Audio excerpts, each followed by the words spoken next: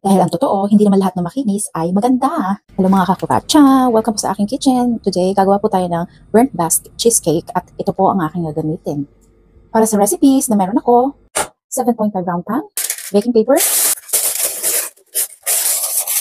So, ginagawa ito para maging rough yung mga edges ng ating cheesecake. Dahil ang totoo, hindi naman lahat ng makinis ay maganda. Char! Here, I have an extra bowl. Unahin muna natin ilagay ang ating cheese cream or cream cheese. Baligtad pa. Ay, nako.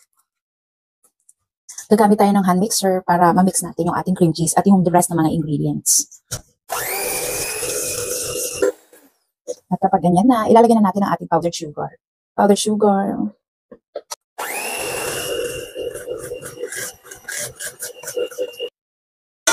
Next, ating ilalagay ang ating mga eggs. 1 by 1 lang po. Isa-isa lang muna.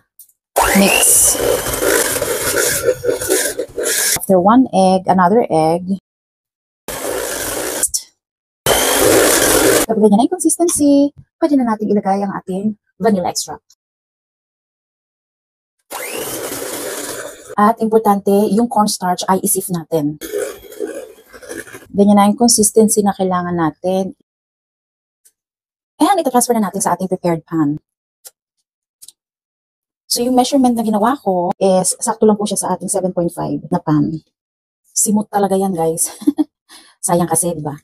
Itong gagawin ko, gagamit ako ng stick at iraran ko lang siya ng ganyan. Napaka-importante po nito kasi para mawala o matanggal natin yung mga bubbles na nasa ilalim ng butter.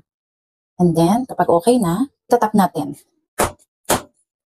And this one, ready na itong i-bake sa 240 degrees for about 40 minutes. Yung kapag nakita natin nag-brown na yung top ng ating cheesecake, okay na yun. And yung oven ay napreheat ko na siya kanina bago pa ako mag-start ng video. So, ready na yan siyang gamitin. Pasok na natin yung cheesecake.